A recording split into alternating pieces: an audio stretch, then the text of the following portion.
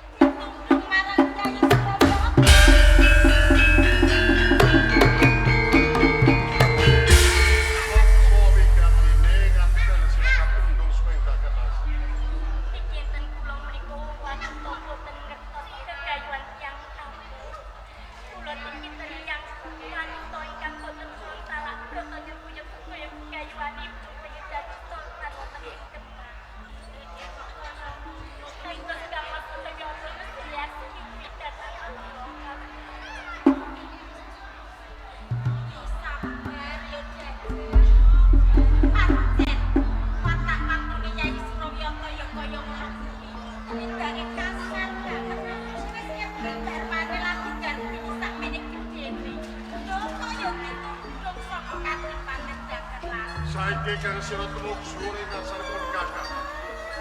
Ana ing Kabupaten Cirebon banjur apa ikap? Kowe jelek aja. Ya. Nalika semono kowe durung pindhah.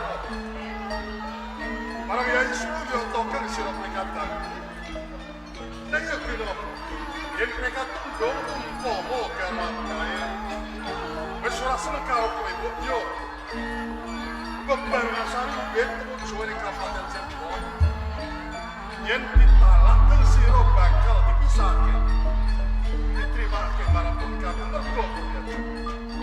Kang sira kekadang aku pindhah wong tuamu. Aku wakil kang bakal nopo lanturane marang sira sakto. Oh, tak jalan kali banget. Yang kecil pengayoman marang pungkapan. Rasane nggih marang Suryawata. Aku kok kaya kamu.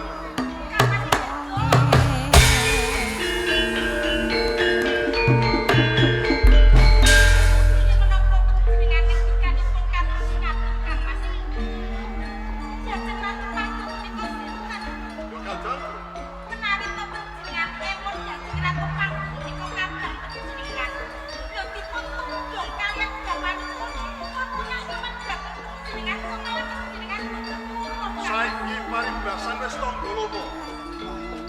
Nek ora suyo tekan napake marang aku lawan.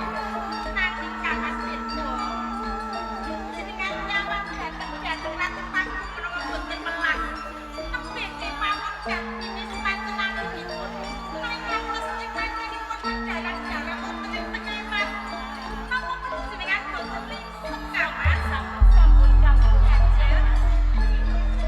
Nanging panjenengan boten bisa kaya dhateng kemarin pun. Pokok dhisik. Dhateng Ratu Panggung. Seliramu kandhane Kakang Tirta negara uga kathah. Ning nanging menteri ana apa-apane menyang dalan siramanku gone kelangan. Dhateng Ratu Panggung. Yen pancen Kakang Tirta negara ora ngayomi, kanggo sing bakal ngayomi jajar.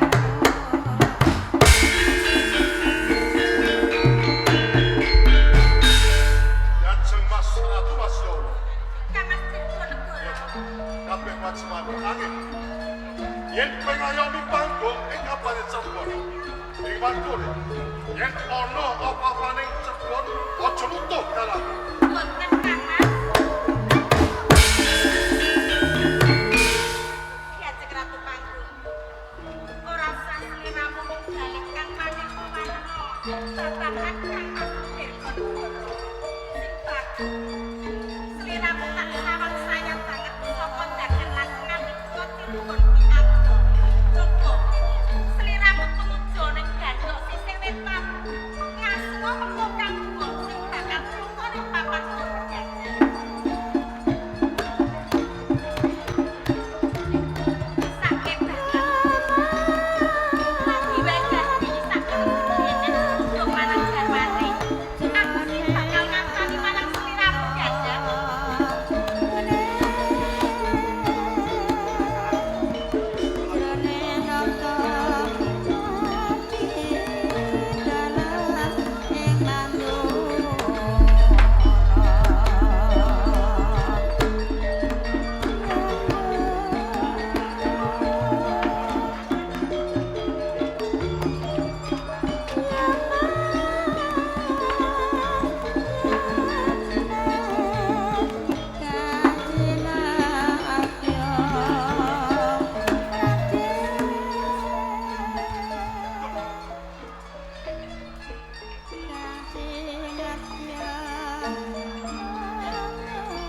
Kula kelangan Kakang Tirta negara.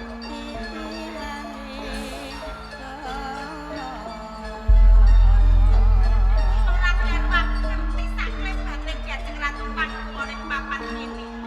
Nanging kok yo ora ono. Jajar. Dhateng Ratu Panggung. Dhateng Ratu Panggung. Ora apa, ha? Kakang Tirta panjenengan kapan? Kenapa panjenengan mangertosi Dhateng Ratu Panggung, Ora Kakang? pisan ora. Mergo saben dinane bebarengan karo Kalau mau nopo badhe wonten ing gandok sisi wetan. Nanging kula mangertosi saklebetipun tiyang ingkang mlebet wonten ing gunung ana kumpulan pati menungso tumuju ning Yogsaka. Ngerti. Go!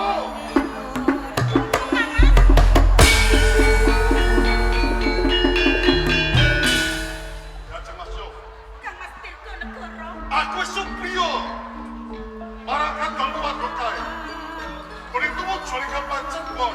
Ini ate elek. Kasiatan. Rogo cetak kopen ane suwe kelagane.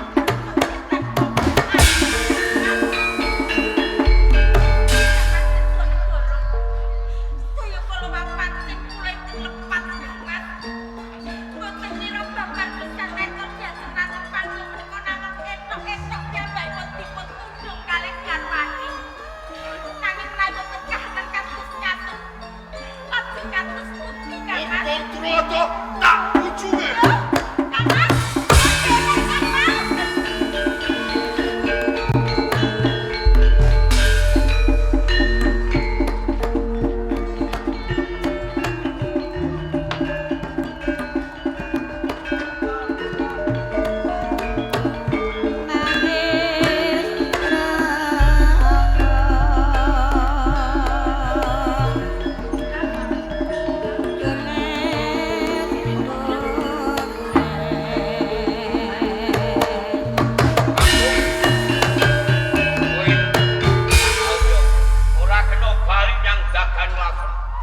ora kinanten Browot setan koper.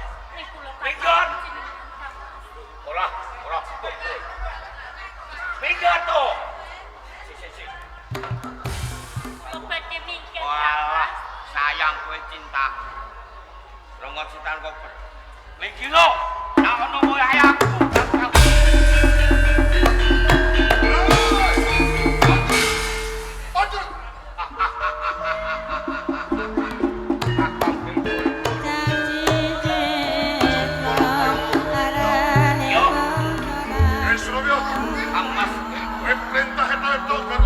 Pancen aku gawe cara. Jebul kabeh kasiatan. Ronggot Kalau setan kau perintangan saya. Tak jaluk. tak rewangi caing.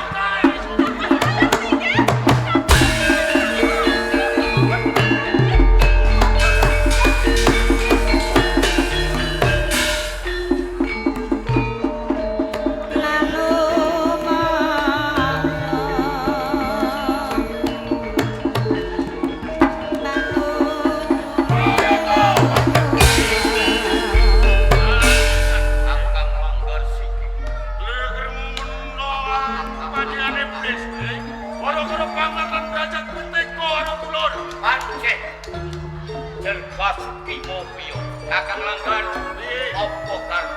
Aku ora trimo kok mati nek. Iye, ora trimo.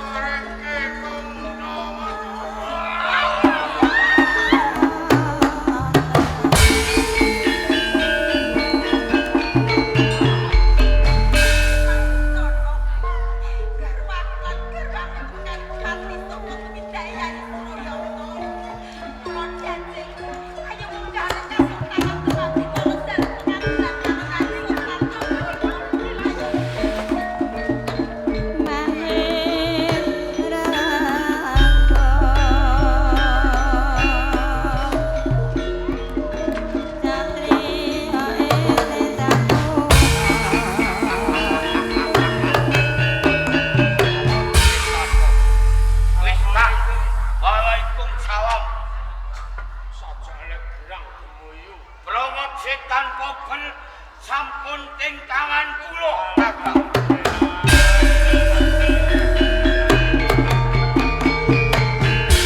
Nanging Kakang, mawi pangorbanan ingkang kathah.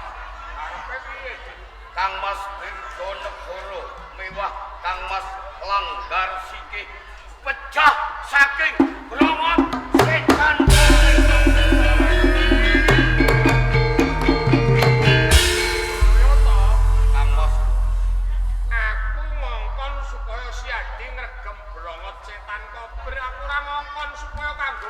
Jan Basuki kedah mawa pangorbanan. Kawruhane ro Suraya. Sapa kang ngregem Browot setan kober kok wis wani kanggo mateni wong, besok patine uga saka Browot setan kober Suraya.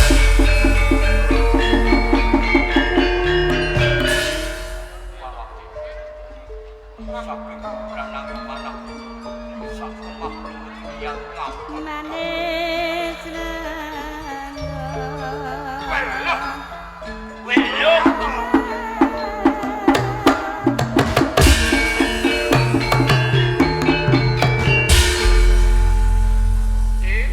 Ya mergo sembranamu. Browot setan kober pugot kembang kacang.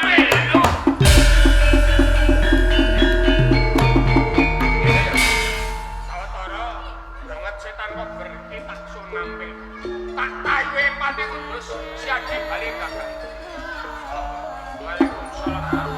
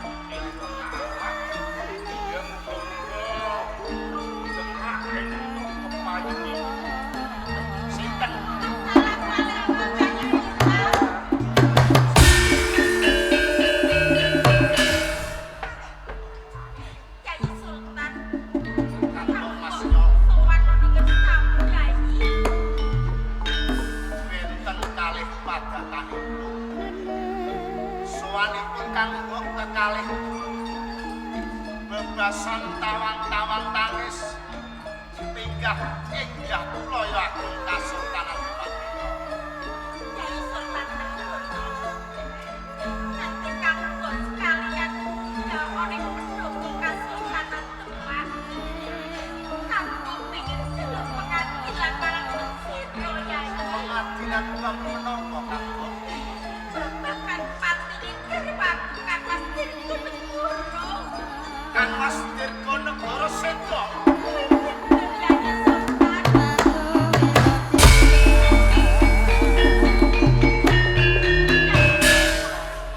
Kurang mengungake Kang Mas Dirgo ingkang sedo. Kang Mas Langgar Singkir Ubu sedo Yai. Kang Mas Langgar Singkir sedo.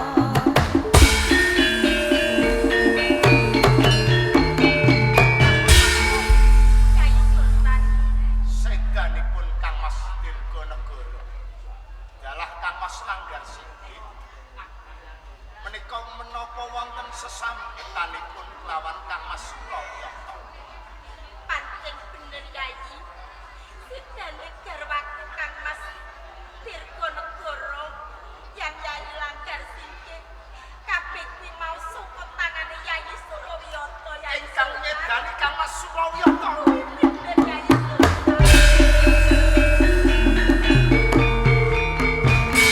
Romo ki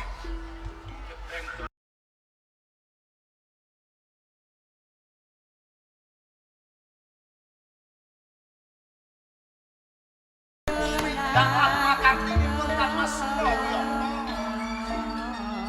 Beto pangorbanan boten sanes Kang Mas Dirgonegoro dalah Kang Mas Langgar Singkir. Romo Giri sami mawon. Kang Mas Suroyoto menika madhonaken dhumateng kula ngiyas kegiatan wonten ing Kasultanan Demak Bintoro. Romo Giri sawentawis kula titip kajuwananipun ing Demak Bintoro. Kula jangkae pribadi Kang Mas Suroyoto.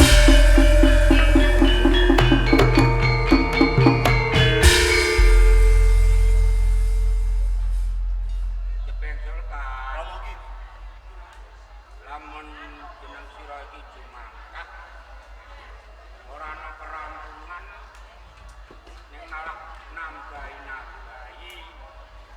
banten. Coba kajaba kadangmu kae upamane tumindak ngono ana benere dasare wong nesu ora kakon panjangane nesu iki lumrah. Lha selera dalem upamane kok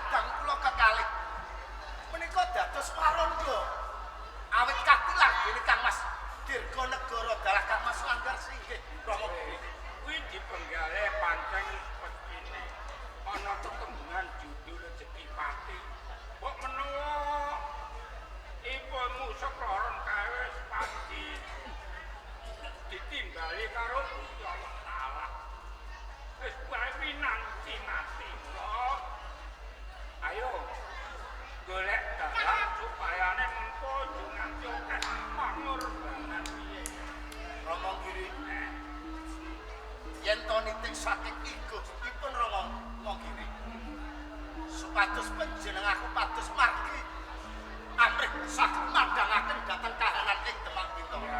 Lajeng margi kados pundi Rama? Ora ana dalan liyane sawiji. Mas Putu Mukmin lan Panur.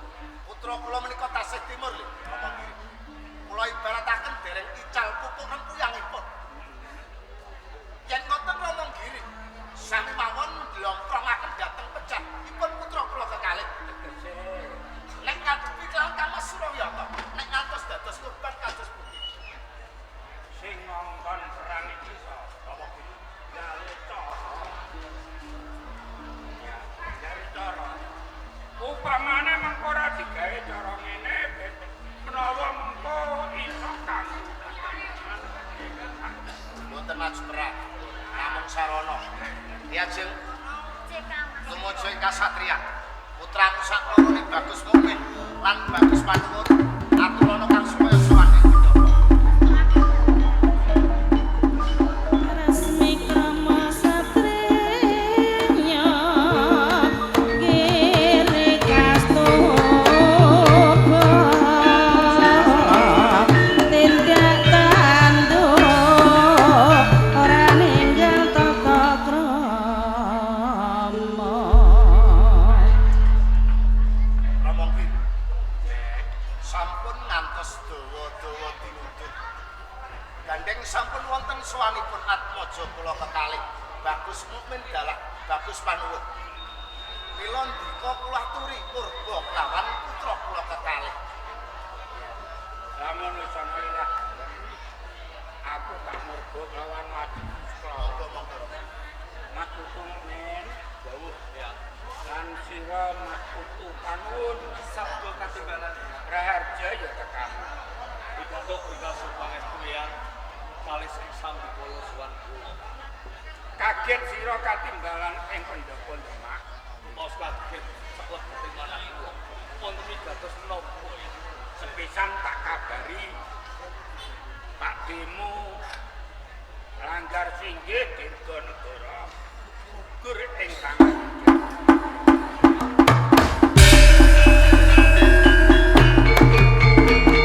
Ora ana liya kang perjaya ya Pak Demo Surya Wiyata saka Jaten. Ya ngene kepengin dadi sultan ora kelakon ya ta. Sing dadi sultan king Rama nesu satemah dheweke teka menyang ing Cirebon. Golekmu ya ing kono nyidra anane bentuah Rahmat Setan Kober. Mula penggali ora kena dindake dasare dheweke ketundukan Rahmat Setan Kober. Sakjroning kanggo merjaya Kyai loro ugut kembang kacange rontok yanine saka karepe Sunan Kudus iki ditayuh ing Panti Kudus